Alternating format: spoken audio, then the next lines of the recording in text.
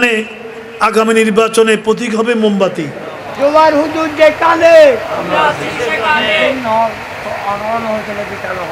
একাধিক সংগঠন, একাধিক প্রতীক, কোনো সমস্যা নাই।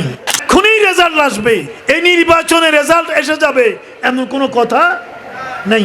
কামিয়াবি এত সহজে আসবে না। আল্লাহ পাক আমাদের বহু ইবতিলা, ইমতিহান, বহু পরীক্ষা, বহু ত্যাগ তিতিক্ষা সম্মুখীন আমাদেরকে হতে হবে। কিন্তু এই মানুষটা সবখানে স্লোগান দেয়, কে আমাদের ময়দানও স্লোগান দিয়ে দিতে উঠবে। ওনার নাম কি? কামাল হোসেন, কামাল উদ্দিন। মাশাআল্লাহ, আল্লাহ পাক কামাল যোগদান করুক। জোয়ার হুজুর যে কানে দুই হাত তোলেন, এটা না জোবার হুজুর লাগবে না, দুই হাত তোলেন, দুই হাত, দুই হাত। এবার নারায় তাকবীর দেন, দুই হাত তোলেন। আহলে সুন্নাত ওয়াল জামাত জিন্দাবাদ, সুন্নি জোট জিন্দাবাদ। বৃহত্তর সুন্নি জোট তোমার মনে আছে না?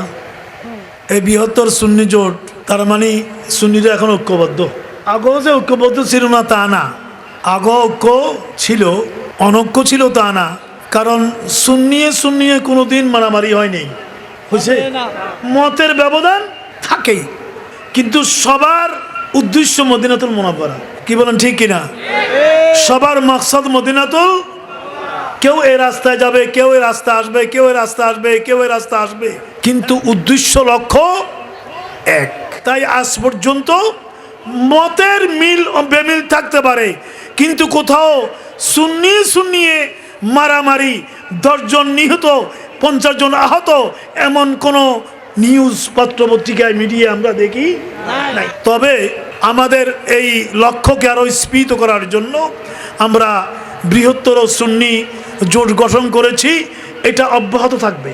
কেউ যেন এটার মধ্যে কোনো রকমের ভাঙন ধরাতে না পারে, পাহারা দিতে হবে, লক্ষ্য রাখতে হবে, কোনো ভাঙন ধরাতে যেন না।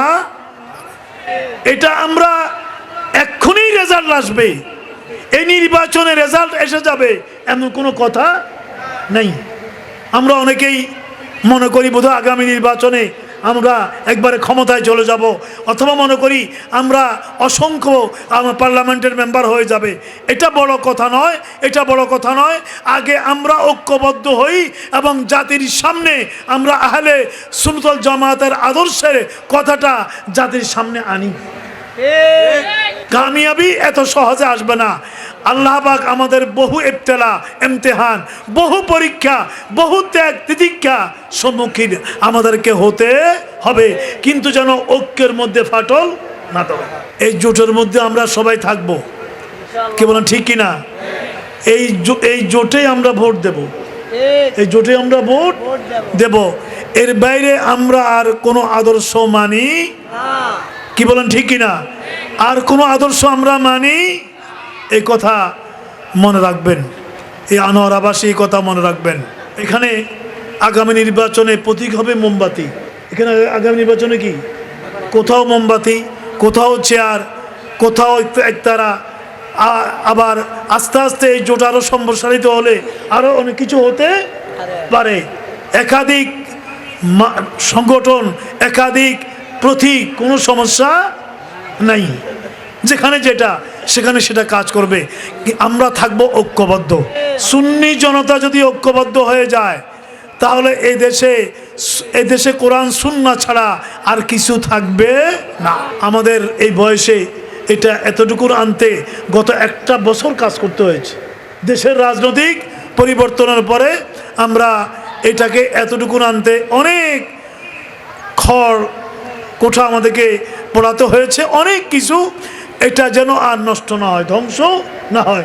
আমরা নেতিবাচক কোনো কথা বলবো না। আল্লাহ পাক আমাদেরকে কবুল করুক। আরো জোরে বলুন না আমিন। আল্লাহ পাক সবাইকে কবুল করুক এবং সুন্নিয়তের কামিয়াবি দান করুক।